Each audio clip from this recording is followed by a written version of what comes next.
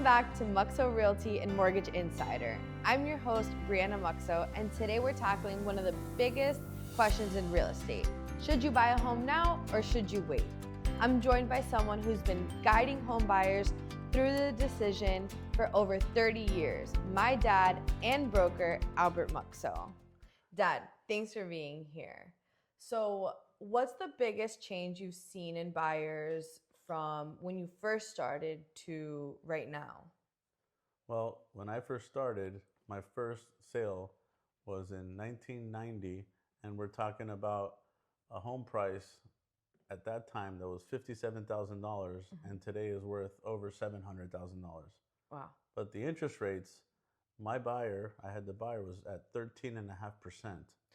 Wow. And we're saying that 8% interest rates right now are high. Yeah, and that's what people are confused about. When you take an average, you got to take an average of interest rates over a longer period of time.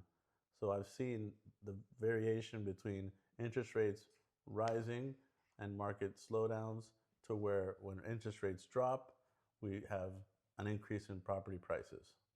So, with that being said, what are a couple factors that affect buyers in the market right now? Interest rates. What else are a couple factors that Well, you the see? price, the cost of insurance, the property taxes is all part of the affordability specifically for a first-time home buyer. And what about inventory levels? So we know our levels now are a bit low. What were they back then when you first started? Well, we had higher inventory, but one of the things that's changed the most is our population growth and the demand. So supply is can't keep up with the demand that we have specifically here in South Florida. Yeah, and so we're seeing trends of people relocating from, we saw from 2020, we saw trends of people relocating from New York, California. What are other trends that you're seeing as New well? Jersey, all these places, what happens is their home prices were always much higher than we were. And as they come into South Florida's market, they find it affordable and they've driven our prices up even more because of that lack of supply. So, how is that affecting our local buyers? So, as someone trying to get into the market and trying to buy, what's some difficulties Well, that you may one of the encounter? biggest things is that they're competing against investors, some foreign national investors that are buying to invest here in South Florida.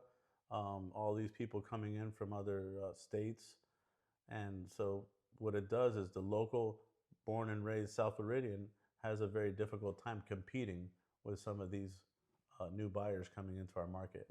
So, how do you get ready? You want to buy, how do you get ready to buy? The first and most important thing is to get pre-approved, pre-qualified.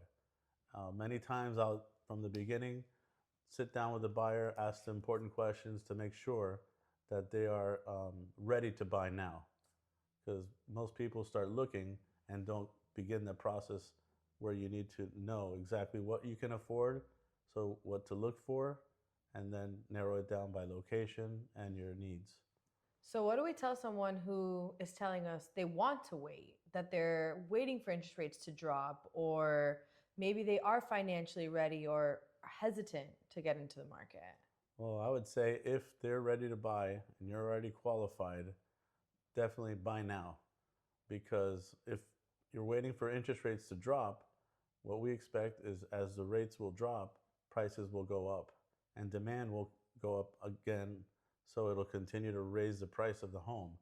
You're always better off buying the home now at today's price and then going into the future. If the rates do come down enough that it makes sense, then you could always refinance into a lower interest rate. That's a really great idea. And so, if you go to refinance your property, how long do you have to wait to refinance? Is it expensive?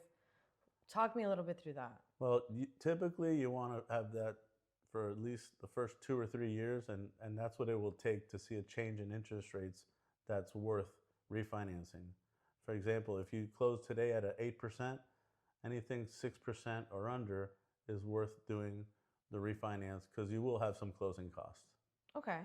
And lenders, do they help with that at all? Yeah, they do. They definitely do, especially if you're staying with the same lender. Okay. Many times that same lender you have that 8% with Mm. will work with you on your closing costs to stay with them at the newer, lower interest rate. Thank you so much. This is incredibly helpful, and I'm sure this information can help so many people that are on the fence, whether they want to buy or they want to wait, and I can't wait to do this again. Let's do it.